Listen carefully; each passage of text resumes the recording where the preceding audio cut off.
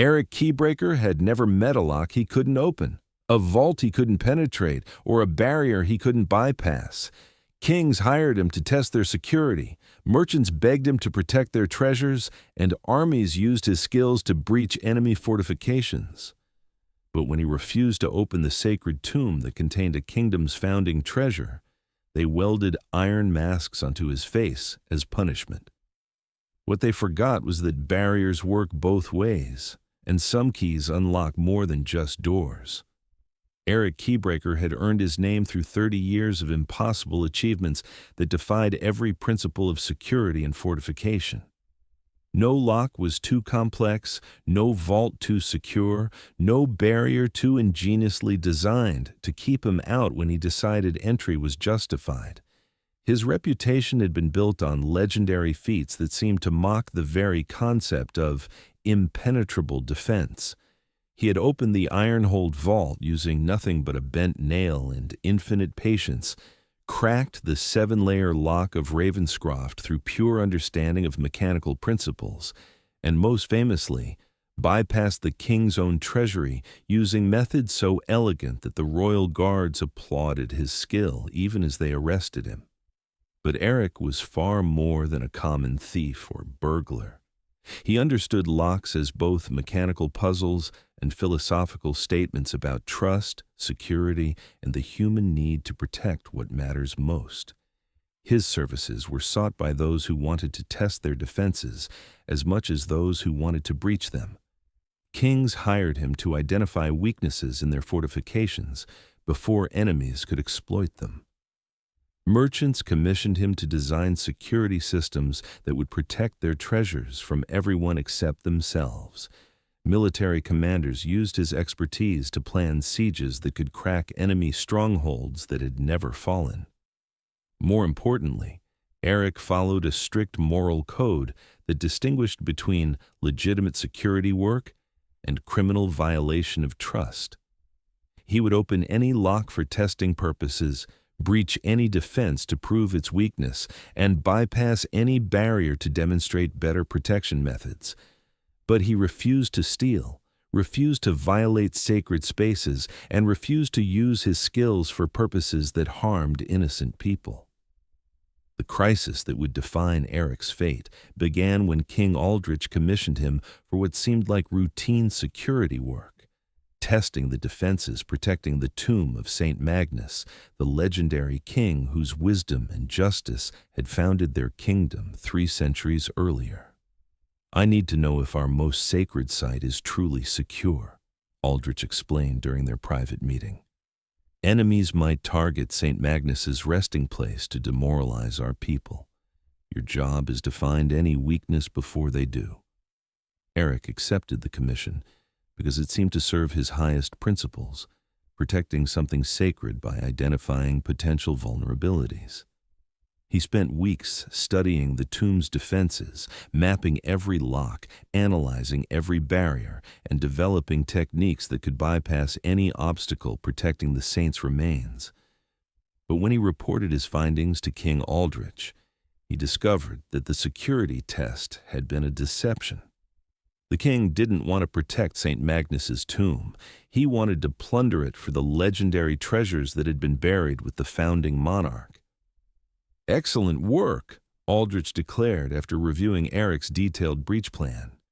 "Now use those methods to retrieve St. Magnus's crown and scepter. The kingdom needs those treasures to fund our war against the southern provinces." Erik's response revealed the moral foundation that had guided his entire career and the principle he valued more than wealth, safety, or royal favor. "I won't do it," he said simply, his voice carrying the quiet authority of someone whose expertise had earned him the right to make such declarations. "I test security to strengthen it, not to violate what it protects. St. Magnus's tomb is sacred. His rest should not be disturbed for gold." King Aldrich's reaction revealed the difference between a ruler who commanded through fear and a craftsman who served through skill. "You forget yourself, Locksmith. I own your services. When I command you to open something, you open it. Your conscience is a luxury I didn't purchase. My skills serve legitimate security work, Erik replied, though his hand moved instinctively toward tools that could open any lock the king might use to imprison him. Grave robbing isn't security. It's desecration. Find another way to fund your war. The confrontation escalated as Aldrich realized that Erik's moral code wasn't negotiable posturing, but genuine principle that would survive any threat or inducement. Aldrich's revenge was as creative as it was cruel, designed specifically to destroy Erik's ability to practice his craft while ensuring he experienced firsthand the horror of permanent imprisonment. "If you won't open what I command," the king declared with cold finality, "then you'll discover what it means to be permanently locked away yourself. You'll wear the ultimate lock, one that even your skills cannot breach." The iron mask they forged for Erik's punishment was a masterpiece of cruel engineering. Welded directly onto his skull while he was held down by 6 guards, it covered his entire face except for small breathing holes and a slot for minimal food and water. The metal was too thick to break, too well joined to separate, and too perfectly fitted to remove without killing him. But the cruelest aspect wasn't the physical imprisonment. It was the psychological torture of experiencing what his victims must have felt when their most secure defenses were breached. Erik, who had spent his career proving that no barrier was truly impenetrable, now faced a lock that he couldn't pick, couldn't bypass, and couldn't escape.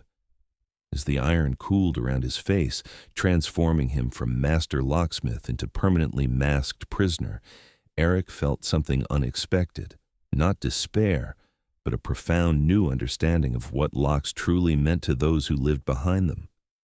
Months of imprisonment behind the welded mask taught Erik lessons about security and freedom that 30 years of opening locks had never revealed. He learned to navigate by sound and touch, to identify people by their footsteps and breathing patterns, and most importantly, to understand how barriers affected the souls of those they contained. But more than adapting to blindness and confinement, Erik discovered that his gift for understanding locks had evolved into something far more sophisticated.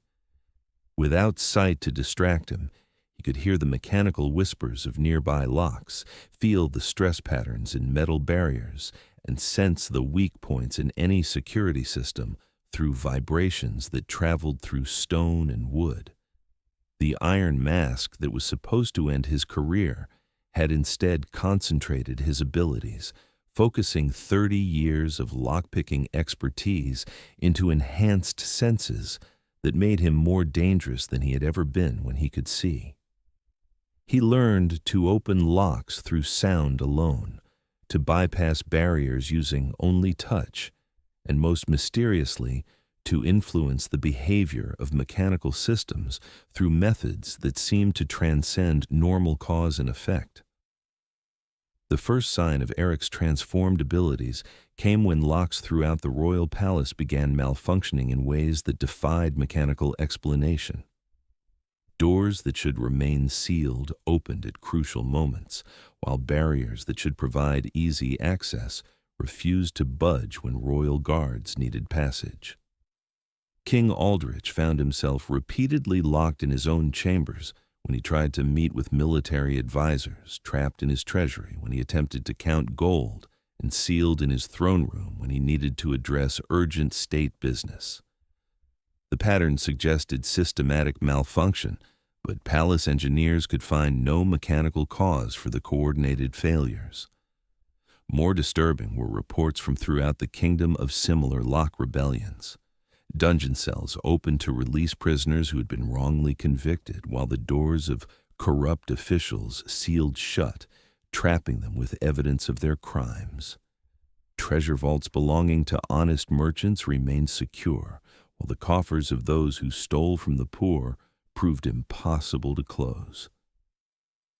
As mechanical chaos spread throughout Aldrich's kingdom, a pattern emerged that revealed Erik's hand behind the systematic security failures. The locks weren't malfunctioning randomly. They were operating according to moral principles rather than royal commands, opening for the innocent while sealing away the guilty. Sacred spaces like St. Magnus's tomb became absolutely impregnable, protected by barriers that seemed to strengthen themselves against any attempt at violation. But doors that led to justice, courtrooms where truth needed to be heard, chambers where evidence of corruption lay hidden, passages that could provide escape for the oppressed, opened freely for those with righteous purposes. The transformation of every lock in the kingdom into an instrument of moral judgment rather than royal security created a crisis that threatened the very foundation of Aldrich's authority. How could a king rule when doors obeyed conscience rather than crowns, when barriers protected virtue rather than power? The breaking point came when Aldrich attempted to force entry into St. Magnus's tomb using siege engines and military explosives, determined to claim the founding monarch's treasures, regardless of Erik's defiance. But the tomb's defenses had evolved beyond mechanical locks into something that seemed to possess its own will and intelligence. Every tool brought against the sacred site failed in ways that defied natural law. Hammers shattered against stone that should have cracked, explosives fizzled when they should have detonated, and siege engines collapsed when they approached too close to the tomb's entrance.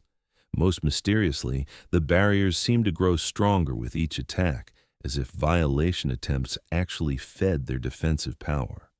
Standing before the impregnable tomb that had become more secure since Erik's punishment began, Aldrich heard a voice that seemed to emanate from the very stones, the locksmith's words, somehow transmitted through the mechanical systems throughout the kingdom. You thought sealing my face would end my ability to serve what deserves protection. Erik's voice resonated from every lock, every hinge, every barrier in the realm. But understanding security isn't about sight. It's about knowing what's worth defending. The final confrontation came when Erik materialized in the royal chamber, having somehow opened every barrier between the palace dungeons and the king's private quarters. But this wasn't the same man who had been masked months earlier. This was someone who moved with the fluid confidence of someone who understood that all barriers were ultimately illusion. The iron mask still covered his face, but it no longer seemed like a prison. It had become part of his identity, a symbol of his transformation from someone who opened locks for others into someone who decided which doors deserved to exist at all. Your punishment taught me something I never understood before, Erik said, his voice carrying clearly despite the metal that covered his mouth. Locks don't exist to keep people out. They exist to keep the wrong people out while letting the right people in. You sealed my face, but you opened my understanding. The demonstration that followed proved that Erik's abilities had transcended normal locksmithing entirely. Every barrier in the palace responded to his will. Doors opening to reveal hidden crimes, vaults unsealing to expose stolen wealth, and most dramatically, the king's own crown becoming a trap that tightened around Aldrich's head whenever he attempted to give unjust commands. Erik's transformation from skilled craftsman to supernatural guardian of justice became legend throughout the northern lands, inspiring both hope among the oppressed and terror among those who ruled through force rather than virtue. The kingdom where every lock obeyed moral law rather than royal decree became a place where corruption couldn't hide, where innocence found protection, and where the guilty discovered that some barriers exist to contain evil rather than exclude good. But the deeper lesson was about the relationship between security and freedom. Erik had learned that true mastery meant understanding not just how to open locks, but when they should remain closed.